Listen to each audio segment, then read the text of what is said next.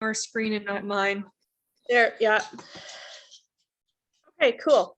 So collection development, we'll just go over the basics. We'll talk about weeding and donations, and then Northern Lights collection policy itself. I'm going to talk specifically about a couple parts of our collection policy that will pertain to the library specifically. One of the things when you are wondering what should I put in my collection, like I said, go by the reports. I can send out the document that Yellowhead created. That's a list of reports that are very helpful for collection development. But some of the things you can do in your own library is track gaps. So if you have tons of people who are asking for books on crocheting, and you can track that as a gap and say, you know what, we need to pick up more, and have your staff do the same if you're lucky enough to have staff, to see what they hear people are asking for. Track your requests. This is a bit harder because it's what your patrons are requesting from other libraries. So I'm actually, now that I put that in there, I'm not sure how you would do that, but I guess it would be the requests that people are asking you for. Do you have this? How come you don't have this?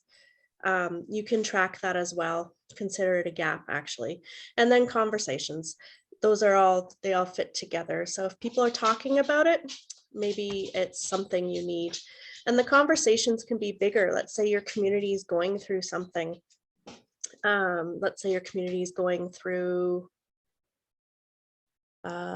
there's someone that's come in to offer health classes, and suddenly everyone, they're talking about recipes that would be helpful. You can think of adding that to your collection. Yeah, so Alia said she's talking about when I was talking about the amount of holds that don't fit with the patterns in other libraries. Yeah, she doesn't know if there's an easy way to do that. Yeah, I don't know that there is either. I'm sorry I brought it up, guys. I'm not sure either, but if there's a way to think about what your libraries are asking for, feel free to add that to your collection. And then community needs. So this could fit with your health unit is really working with people to talk about education about diabetes for some reason. I'm just using that as an example. You can look at bringing in support materials for diabetes. This is always easier when you have relationships with your community, other community organizations. But I guess basically all of this is saying is keep your ear to the ground and feel free to add stuff to your collection. Don't be upset if it only lasts for a year, because you have next year's allocation to go on to the next trends and what the next year's community wants. Things you want to look at when developing your collection are the purpose, scope, and audience. So and this is looking at items specifically. When you are looking through ULS or Amazon or Indigo, wherever, if you think that book looks good, well, what's its purpose? Who will this appeal to? How long will it appeal to them? Is this a fad that's going to die next year? Does it matter if it's a fad that's going to die next year? Maybe my community still wants that. I think for any of the things we're going to talk about here, none of it's going to be easy. 100% of the time it won't be easy because it's always fluctuating. And I think sometimes it can be frustrating because you can order a bunch of books and then the community will move on. But I don't think that means it's lost money or funds or a lost opportunity. You can just keep promoting those items. So yeah, what's the purpose of those items? Who's it for? What's it for? Will that fit what my community wants? Look at the authority, honesty, and credibility of the author. So this can be interesting because you can get authors who have a ton of authority and are really good, but maybe they're boring. And then you get other authors like, I think it's Gwyneth Paltrow who runs Goop, right? Goop is known for using unscientific statistics to create health materials. I keep picking on health, I'm sorry. Creating unscientific stats for creating health resources, and she's super popular. So do you bring in both? Do you order Goop's materials? Do you order Goop's materials because, I mean, it's Gwyneth Paltrow, she's not a health expert, but are people interested in her? Should we let them make their own decisions? And it's hard. It's really, really hard. And it's a decision you'll have to make. And I don't think any of us will ever have a perfect right answer. Subject matter. You have to look at the subject matter. First of all, is it, does it go against your collection policy? Is it pornographic? Does it promote, I don't know, does it promote using violence as a solution? Or is it going to fit your town's health needs? Is it going to fit your school? Do you work, does your library in a school, does it need to have more science materials? Maybe you're not going to buy the textbooks, but maybe you can buy supporting materials for the curriculum. So what is the subject? Timeliness is another big one. Is it the right time to do this? Was this a fad that's from 5 years ago and you're just bringing in the items now? Is it something that you think will be an upcoming trend? You never know. It could be something that's up and coming and you may want to bring it in.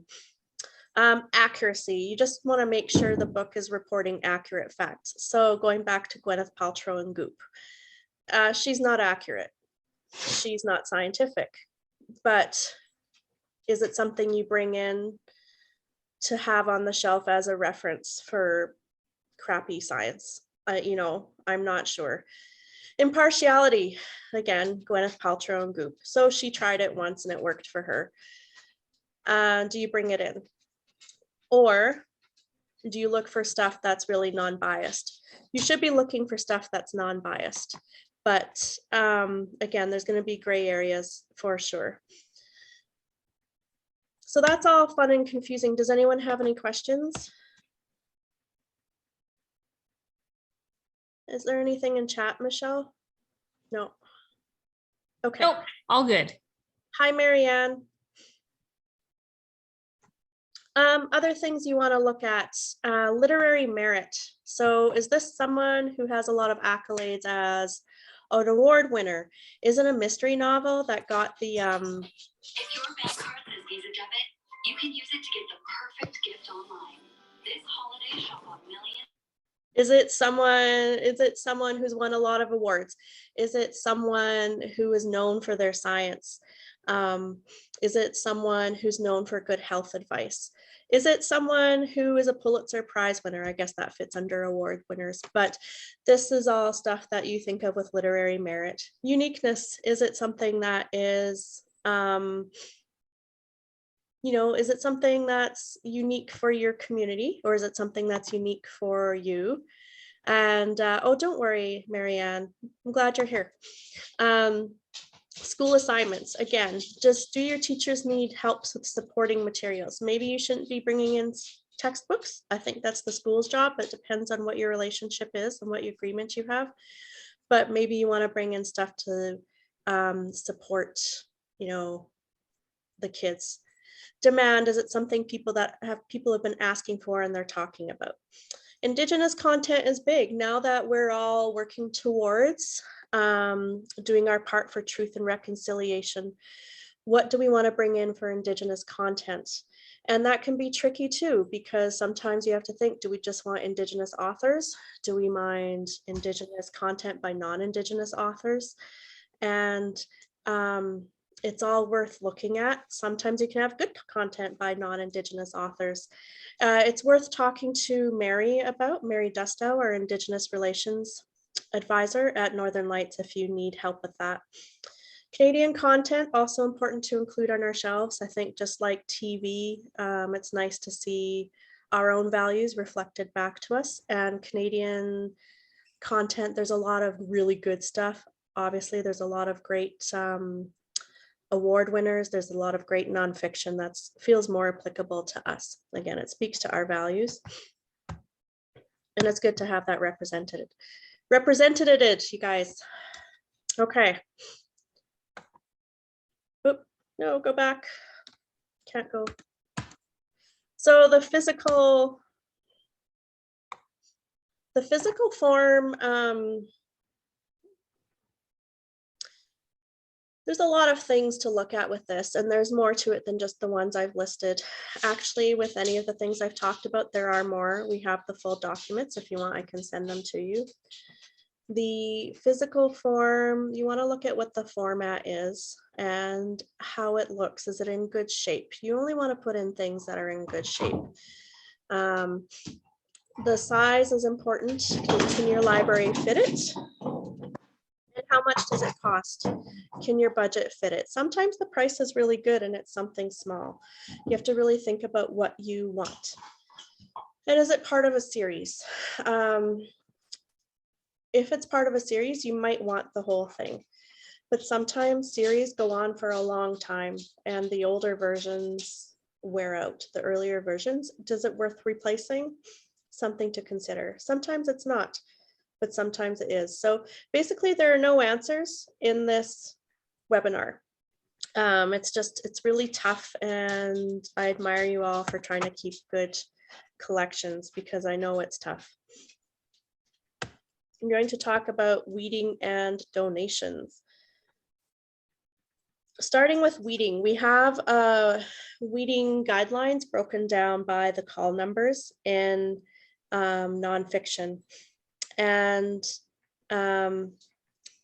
it's a really good document. We'll be updating it next year, but not much by any means. And it just tells you how many years to keep each area. Some of it's super important because it ensures accuracy and relevance, and it will reduce liability. So you don't want to keep legal stuff beyond 5 years. You don't want to keep health stuff beyond 5 years, maybe some of it sooner, because it could give people the wrong advice and they could come after you. So it's important to follow the timelines or to try your best, I guess, but I would do it especially for legal and health. And all these years, when you talk about the years, how many years you want to keep the item, you want to count it from the copyright year, not the year you receive it. So if you receive a legal book from let's go 2010, you don't want it because it could be giving people outdated advice and they will make decisions based on that. Pause really quickly. Yeah. Alia's got a question in the chat. She asks, does this include anything on the popular subgenres like true crime, biographies, memoirs, etc.? I don't think so. Let's see. Oh, yeah, I don't think so, Alia. That's a good question. Let's go. There are guidelines in that document for those specific ones, actually. Are there? Yeah, but I have to pull it up because I did a screenshot. All right. Can you all still see my screen? Michelle, can you see my screen? Yes, I can see your screen. Okay. Oh, that's all you need, Alia? I'm still curious now. You got me thinking. Except I can't use my computer, apparently. Let's go. Let's see, biography. They say 10 years. Whoever created this before us said 10 years, but sometimes, like, yeah, weed it when demand ceases. If you notice one's just not going out after 10 years, you can take it out. But some people do have permanent interest, like Martin Luther King. Princess Diana's on here. I don't know that her interest might be waning a bit. I'm not sure. I guess I'm not a royal watcher, so it's tough to tell. But if your community is really enjoying learning about someone, it's important to stay with that. Yeah, relevance of the figure should be very important. You're gonna have to make a decision on the spot. Maybe look at how many circs it has, or those books about that certain person have, and maybe create a display to see if it helps if you want. I'm not telling you guys how to do it, but it's something you can do to see if you can boost it. And if not, you can see what decision you want to make. You also asked about true crime, local events. Tammy, what do you mean by local events? Like local historical events? Yeah, like, you know, things about historical events, or even if there's a true crime, a book written about a criminal that's in your area. Yeah. People might like to go and look Yeah. that stuff up. Yeah, for sure. That's a really good reason to keep It doesn't probably not doesn't matter how old it is, right? They still want to. Yeah, I would say read about it. Keep it forever. That's what I would say too. Yeah, it's really interesting. You'd have to make the decisions based on your own libraries, your own communities. But the reports, I should throw it in the chat. The reports I'm talking about would help you pull those stats as well. And also you will have your ear to the ground, right? As the managers, you'll have your staff listening too. I'm sure they'll tell you things people keep asking about.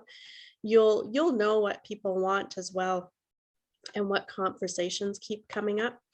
So yeah, I love it.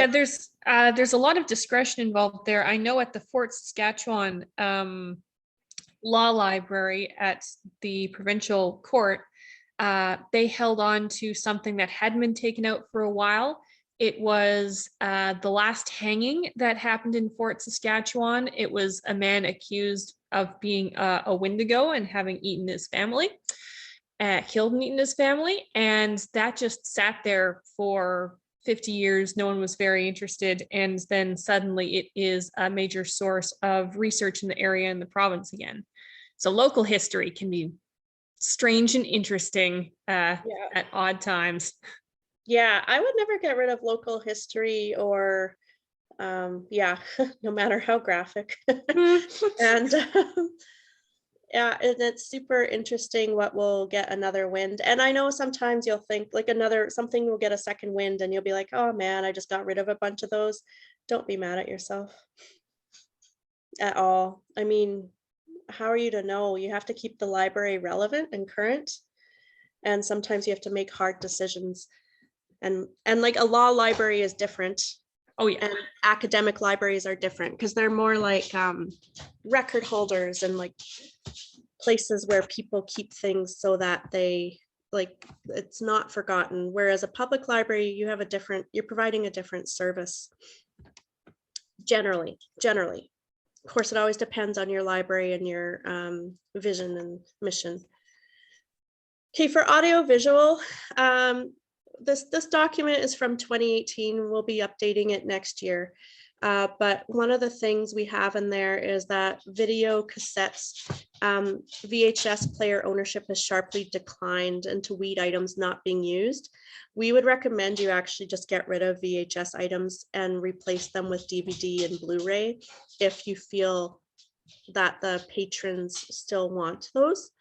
And sometimes you can't replace them, and that's sort of life. And but it's always your choice. I would just say I don't hold on to it if you don't have to. And then yeah, check for damage after 100 to 150 checkouts.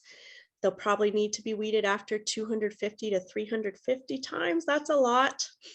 But yeah, check the damage on the discs. We do have the buffing service. I think it's $5 per disc though. Maybe it's less now. Do you know, Michelle? I don't. I wish Rhonda was here right now. She's the one who knows. Yeah. So we'll find out for you if you need, but we do have a buffing service for sure. And oh, sorry, that I'm talking about buffing discs, not video cassettes. And CDs and DVDs, yeah, check for scratches, but we do have, again, the buffing service if you need. Magazines and newspapers, we say to keep for 6 months, and local weeklies at least 1 year. Do whatever you have to for space. I don't think, yeah, don't be upset if you have to get rid of something because of space. Consumer reports, we have now digital form. Like I believe we have the database. Yes, Tammy. I just have a questions with the scratch DVD or Yeah. Blu-ray CD. Like, if it's scratched, that's one thing, but if it's not playing, then that's, to me, that's when it should be noted. I get several CDs saying scratched, but then they're perfectly fine to play. Yeah. So I think we should decipher the difference between somehow, because, you know, I just about every time a CD will come back saying scratch, but it's okay. It can Yeah. still play. Because And I don't want to take it off the shelf if it, I don't want to No. take it off the shelf if it's still good, right? No, and absolutely not. You want to get as much out of that as you can. I know sometimes, like just from my experience on the front lines at EPL, one disc won't work for one person and then it'll work for the next person. And it's super frustrating to be able to know what the right thing to do is. And so I think it's really tough, but yeah, maybe if it won't play, to put a note in it and send it back home is a good idea. Not maybe, I think it's a good idea. I think people just say it's scratched sort of to a note to sort of protect their patrons, which I'm not complaining at all. That's just why people are doing that. Naomi in the chat has a question. Yes. She asks, if the magazine is not showing in the digital collection in Overdrive, how do you look for back issue, i.e. the January, February 2022 quilt maker is there, but not previous issues? Yeah. New share, stop share. Do we have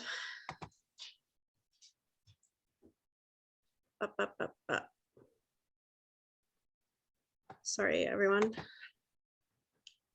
I'm actually technically on vacation this week, just popping in to do this. And so I'm having a lot of brain farts. I am so sorry.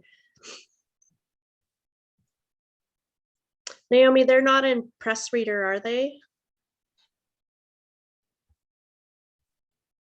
Explorer, Gail. She was saying Overdrive. In Overdrive for sure, but I'm wondering if they're in press reader. Michelle, She's gonna have a look. Yeah, and I can look too. I was just going to say, if you can remind me to pop back to that question if I don't remember. Okay. If possible. If you don't, Naomi, feel free to nag me. I'm really sorry. Okay, sorry. Were there any other questions before I move on? I don't want to rush. The listing is most recent. Alia, are you talking about press reader?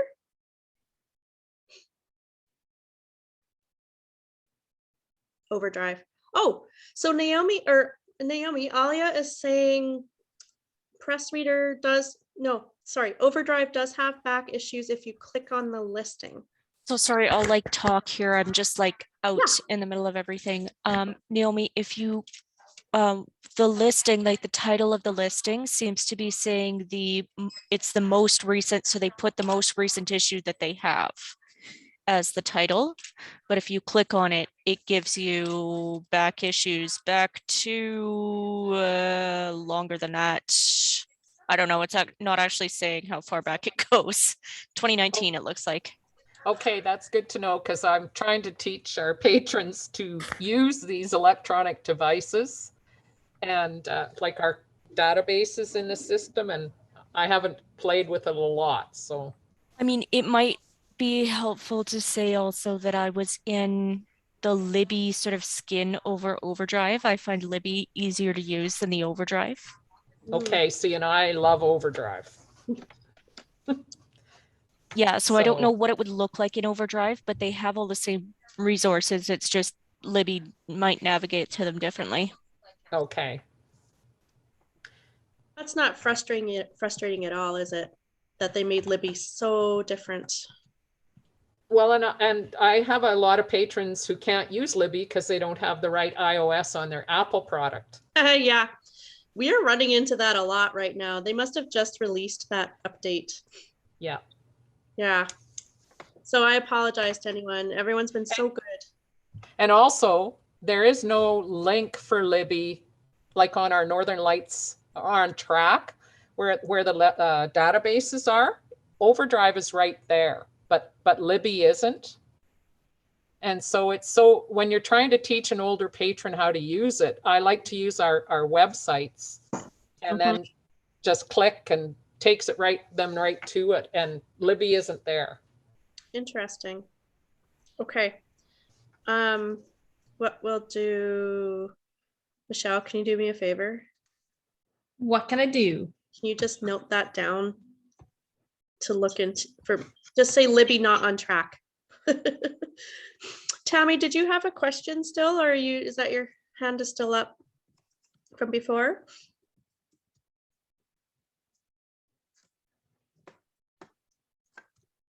Okay. That's okay, don't apologize. I just wanted to make sure I wasn't ignoring you. Okay, so donations. I just want to make sure you all know you don't have to accept donations. I know patrons can be really pushy. The books or items have a lot of value to them. It's money they spent on it. That's fair. That's totally fair, but it doesn't mean you have to add it. And I always feel really bad when people feel pressure. And I know sometimes people just dump books at the library without they just do a dump, and it's not fair either. I don't ever want you to feel guilt that like you have to keep those because they were just dumped there. If you can't use them, don't. Yeah, you get Alia saying she gets drop-offs in her return bin, their return bins. Yeah, I noticed because I live in St. Paul, they have a sign up saying don't put any donations in here. I'm sure people don't listen, but one thing you can do if you don't have a donation policy, or if you have a collection policy, you can put a line in there saying you reserve the right to accept donations, accept or refuse donations, that you don't have to you don't have to keep it. So I actually stole this from Edmonton Public Library. Your library has the discretion to accept gifts of library materials and reserves the right to decide the disposition of gifts received. So you're just saying you have the right to throw it away if they're leaving it with you. And sometimes when you tell people that, they're like, oh, well, I'm not going to give it to you if you might throw it away. And it's like, yeah, take it. We can't use it right now. And feel free to put it right on your website. I think there's no harm done in stating what's the best accepted way to get rid of them if you get caught napping. What's that mean? I think the best, if you want, you could donate them to a local, yeah, I think like you could donate them to local charities or local old age homes. Yeah, super close thrift stores. I know that's tough. We don't really have any here either. I think you could recycle them or throw them away. I would discard out-of-date health and legal books completely. I don't know, Michelle, what do you think? Yeah, liability wise, I wouldn't be just get rid of it. Yeah, like don't even sell it. Just toss them, unfortunately. So yeah, that's right. Alia, health books I would toss too. And if I would throw away, I don't know if you can recycle old books. I'm not sure. Might be able to. Hey, there's always origami projects. There are, or you can make a Christmas tree out of them or something. Like you could do crafts, but I don't know how many books you want to keep for that. You've done so many. Yeah, well, good. You're trying to use them. That's all that counts. You've done your best. Only accept donations. If you're going to accept donations, only accept the ones that fall into your collection development needs. So don't add anything that should be weeded. I feel like I skipped a bunch of stuff here, guys. Don't add anything that you wouldn't have put in because of your collection development policy.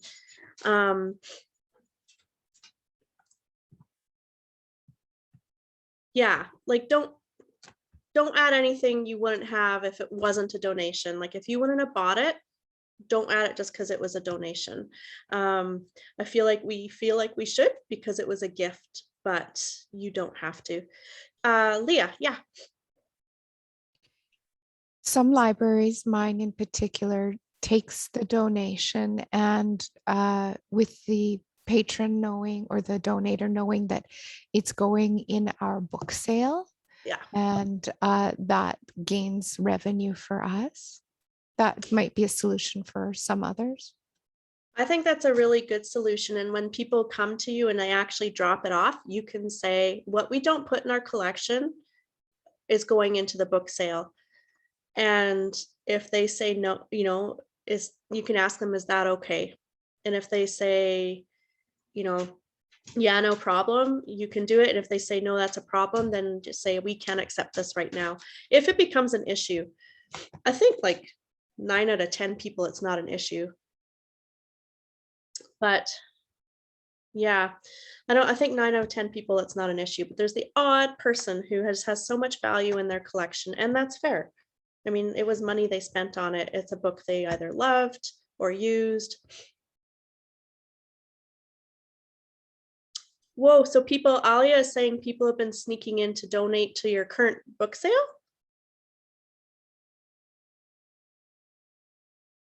Oh boy, that's funny. They could just ask you. Oh boy. People are funny, hey? Oh, I lost the chat. Where did you go?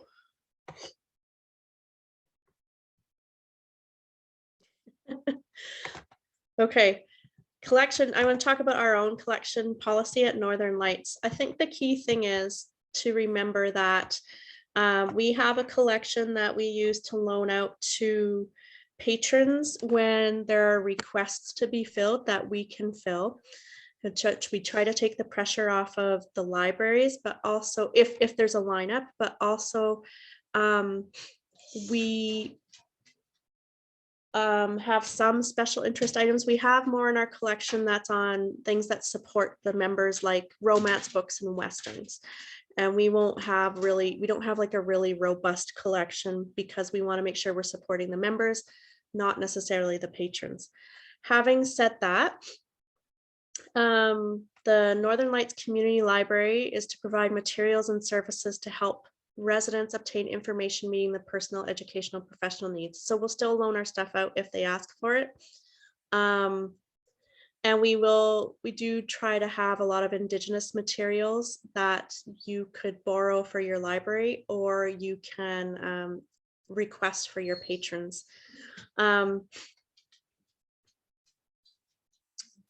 Sometimes we will buy multiple copies of something to alleviate lineups. And if ever you find something that, if your patron's asking for something that you feel is totally bizarre and doesn't fit into your collection, feel free to shoot Jessie an email and see if Northern Lights can buy it for you. It would be a part of our collection, but your patron can then borrow it like a normal library item, so that we won't be, doesn't have to come out of your budget, but we have the budget for those kind of purchases. Does that make sense, everyone? I kind of bumbled over this one.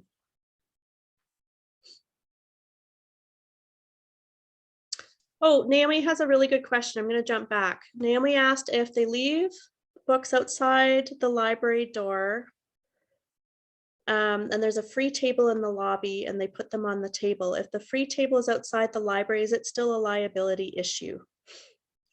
Michelle, do you know? That's a good question. I don't know. I mean, I guess theoretically you would be facilitating it. Yeah. I think you've done your due diligence if, say, you do just a check maybe once a day of that table as you're coming in or coming out. Yeah, that'd probably cover your liability there. Yeah, I think because it's still your table, you still have responsibility, even if they're the ones sort of just ditching it on your table, which is really funny to me. It's just so funny to me. Like, why wouldn't they tell you? But anyway, are they trying But to you could, I think, discharge your duty of due diligence by checking it. Although that, of course, does make work for you. Yeah, So balance. it's so tough, everyone. Like, you just do the best you can. Honestly. For collection development, I have a link here to our policy. It's approximately page 154. So it's a bit tough. Why won't the chat let me see everyone's rules? There we go. It is tough. Anyway, sorry, page 154. Just search for collection development. Is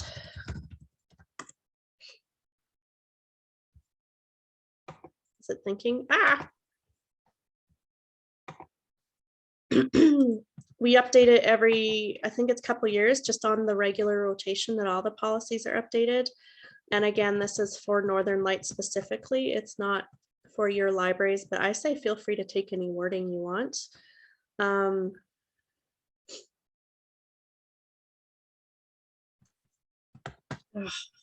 My computer's acting funny, everyone. I'm so sorry. Sometimes the consultants are asked to participate in collection development at Northern Lights for our own collection. We use the same things that everyone else does, which I will never be able to show you, to think of when you're thinking about what to purchase. And we always will look for physical material condition. Does it look awful? Are the spines broken? We're never at anything with broken spines, you know, so we're looking at the same thing everyone else is. And yeah, weeded materials will be disposed of at the discretion of the library manager. So that would be someone at Northern Lights, generally Jessie, she's the collection manager. Northern Lights doesn't purchase items deemed obscene or pornographic by Canadian courts, and we're not going to buy discontinued formats like VHS cassettes. We follow the principles of CFLA, their statement on intellectual freedom, which I think all of us do. And then we have a request for reconsideration form. So this is something all you libraries should probably have in case someone fights an item they find on your shelf. Just because they fill it out doesn't mean you have to say, yes, we agree. And it doesn't mean you have to remove it from your shelf at all. I feel like I skipped over one thing, everyone, and that's back here. I'm just going to jump here because we got into some really good conversation. Years to obtain from copyright. Did I talk about this? I don't think so. I don't think I did either. I think we touched on it lightly. If you're looking for something like a book on religion, we say keep it for 10 years, but keep it for 10 years beyond the copyright date. So if it's a book that someone donated or you want to purchase and it was published in 2005, but it's still for sale and it still looks really good, I would say give it a little extra thought, because it's 10 years past, it will be 10 years past its copyright date. So its relevance may have diminished, gone down, or its accuracy may have gone down. This is especially important for things like the sciences, again, and health and law. you definitely want to make sure you stay within the year marks of the copyright dates for those. It can be tricky, as always.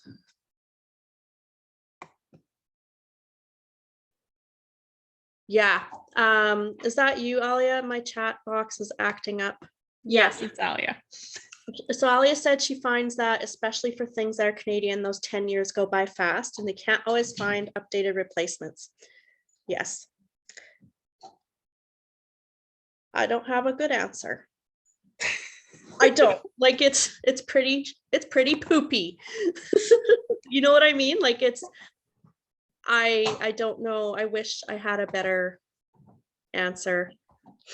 I would say hold on to it, but maybe you want, when someone checks it out, you want to say, okay, just be aware that this is over 10 years old, but this is the most recent Canadian resource we could find. Just to give them a little disclaimer. But that's up to you. Sometimes your patron's like, I just want it for general knowledge. Maybe not a big deal. If they're like, I'm getting a divorce, maybe you should like, this book is over 10 years old, but it's a good start. Please talk to a lawyer.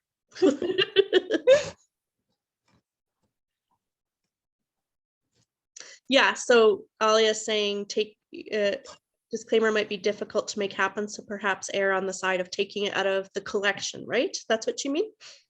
Yeah. So I agree mostly with that one, what you said, Alia. I would take it out as well. I think if it's law or medicine, absolutely take it out. If it's religious studies or something that's not going to kill you or put you in legal hot water, then if a person wants to take out a book from 2009 because there hasn't really been a great update, then they get a book from 2009. Yeah. It's usually finance. Yeah, that's another good one. I would remove those pretty quickly after their sort of expiry time as well. I have a tough time with the other areas in the Deweys because I mean, people do school projects and they take those items out and then their professor says, why do you have, or their teacher, you used an item that's from 2009. And then they say, well, that's what the library had, but that's not good enough for the teacher possibly. So it's still so tough. You know what, I'm really sorry. This is not going to give you any good answers. This whole webinar, it's just, I guess, a highlight of how hard it is and how much I don't envy you. I think part of it is scholarship changes at different rates in different areas. And there are some, you know, because religious studies is what I did in undergrad. There are some seminal texts from way back. You know, Robert Graves was writing over 50 years ago, and he's still read pretty widely. Yeah. But and you can't obviously be expected to stay on top of every single subject. I think a good rule of thumb would be, how much is it going to immediately impact a person's life, right? What are the consequences? If it's finance or something like that, get rid of it. If it's something else, then, you know, just consider on a case-by-case basis, what are the consequences of getting it wrong? And if it's too much, then that's when you can pitch it. Yeah. Yeah, good call. It's not, I don't know, it's not an easy job. And it's always fluid. And even like weeding, you know, we say you should weed every year. And I know that can be really hard, especially for the one-person libraries. I can't imagine.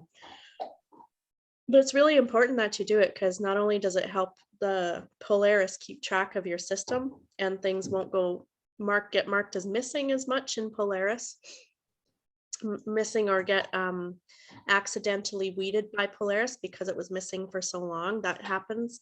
Not only that, it helps you keep your collection current. And so it's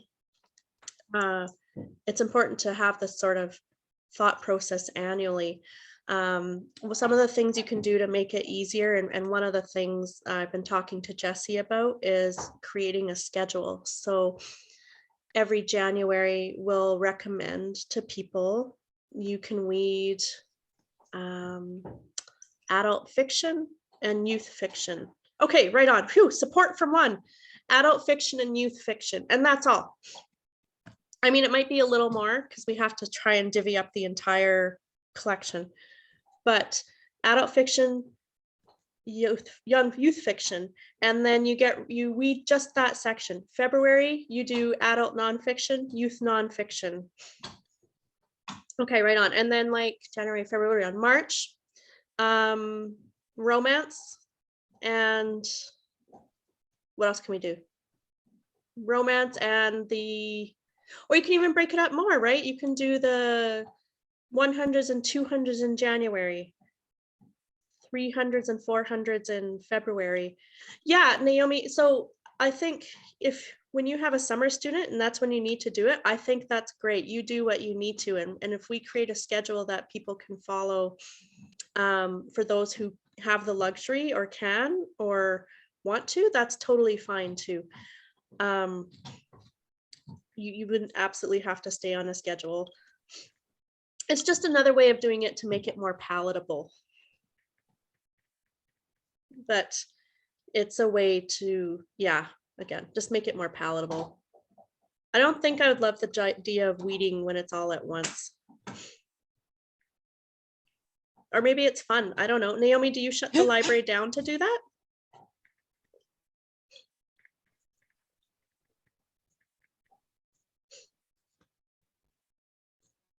Oh, good call, Alia. It's not too bad to do it all at once. Yeah. Okay, so it's just me who would feel overwhelmed, maybe. Or maybe I wouldn't. I don't know. The short time I managed the St. Paul Library, we didn't do any weeding. It was pretty, I guess it wasn't very smart, but I didn't know what I was doing back then. Alia said she finds it helps to benchmark and hover around the number of books you obtained the previous calendar year. So you know how many to take out, right? Yeah, so I would pull a report for example, for all of our YA, and I would count the number of YA books that have a first available date in 2020. Right. And then I would create my weeding list to hover around that number.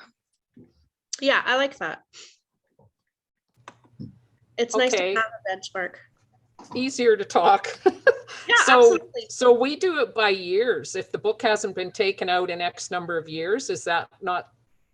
Yes, it just depends on sometimes that benchmark will change for us for each section depending on how popular our stuff is. And so, for example, our children's section has a very high turnover, and we'd never read anything if we said it had to sit on the shelf for 2 years. Okay, because our library, yeah, we have stuff that sits for 2, 3, 4, 5 years, and then we say we'll get rid of it. Yeah, we've definitely weeded some pretty pristine stuff, but depending on how Ah. popular the section is, I've had to be a little more ruthless just to keep our shelves from exploding. Okay, well, we have room, I guess, and so we're lucky. Well, and it depends. You Naomi. treasure that. Well, and you know what? I have patrons that have said to me, if you're going to get rid of that, let me take it out, because my kids are coming to the age that they're going to want to take that out. Oh, okay.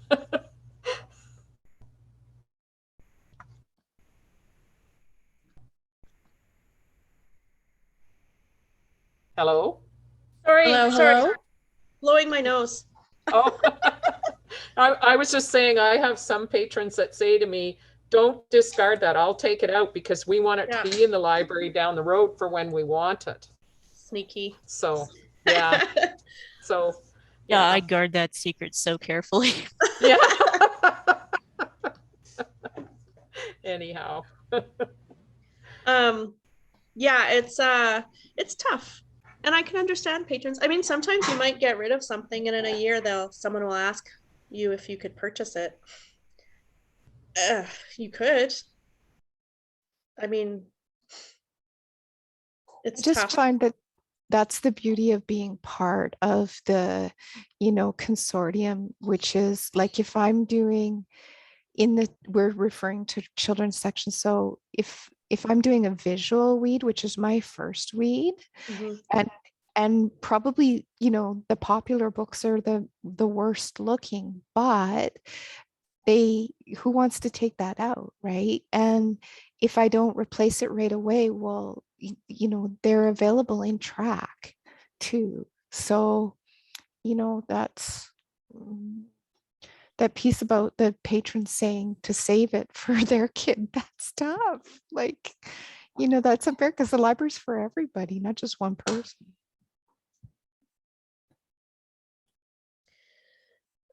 It can be hard because, if your community loves a certain author like James Patterson, right? So prolific, publishes all the time, now publishing multiple novels a year because he publishes with other authors. If you have a full series of his, but they're not going out anymore, you don't have to keep the older ones. But like Leah said, we're part of track. We can also ILL them. If a patron really wants something and you can't find it anywhere in the province, if it's not on Relay, you contact Rhonda and she will source it from somewhere else in the country for free. She won't, if there's a cost, she may tell you, but generally that comes with more academic books. And, we will still try and find it. So it's really tough. It's really, really tough because you don't want to break something up sometimes. Or a patron doesn't want to see, patrons don't want to see something go like, oh, I love all the James Patterson books you have. Well, I don't want to see you get rid of them. Well, like Leah said, you have to serve other patrons too. And a refreshed collection, when you buy new books every year and you refresh it, you're going to keep people coming. I think especially in the rural area, when libraries are the only places often they can get books. There aren't bookstores everywhere, or very many places actually. They're going to come to you for the newer books. And again, the ones that want the older books, we can look for them elsewhere. It's tough. You want to make everyone happy, right? That's the problem. It's hard. Leah, can you talk to us about, oh no, Alia, you said you were finding large gaps over time in areas where, so the more popular books, like let's say James Patterson, were starting to look crappy. So you got rid of them?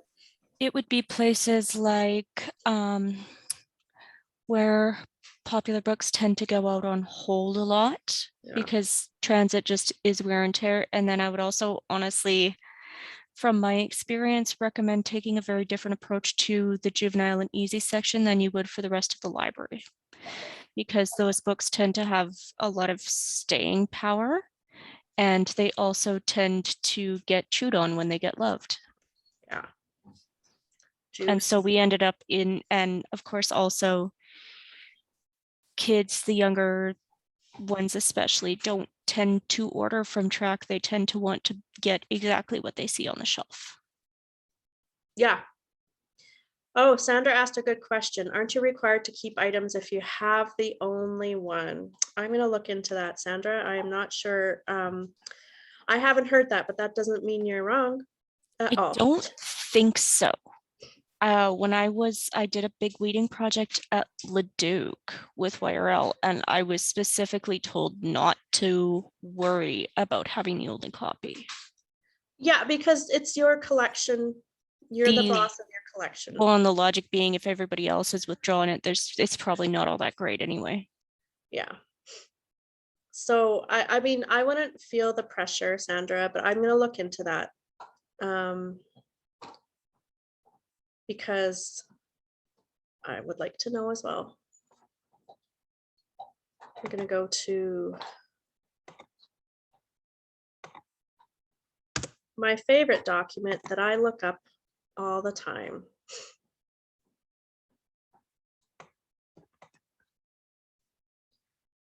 Resource sharing, not all school libraries, me, any items.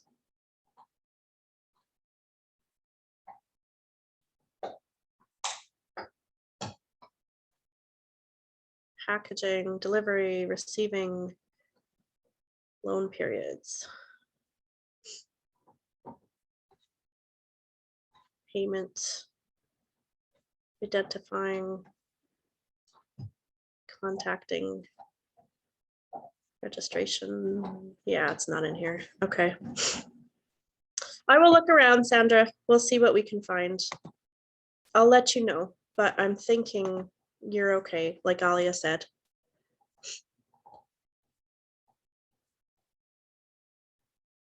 If you have an item, Sandra, that you think is very valuable to your community and it's the last one, I would keep it.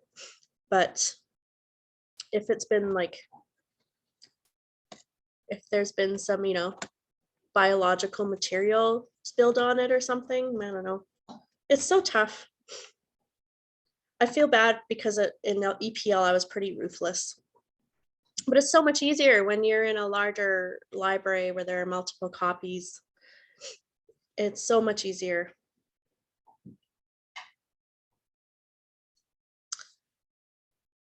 General fiction.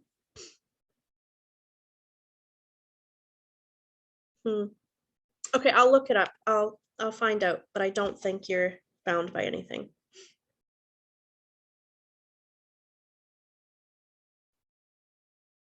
Does anyone have any other questions?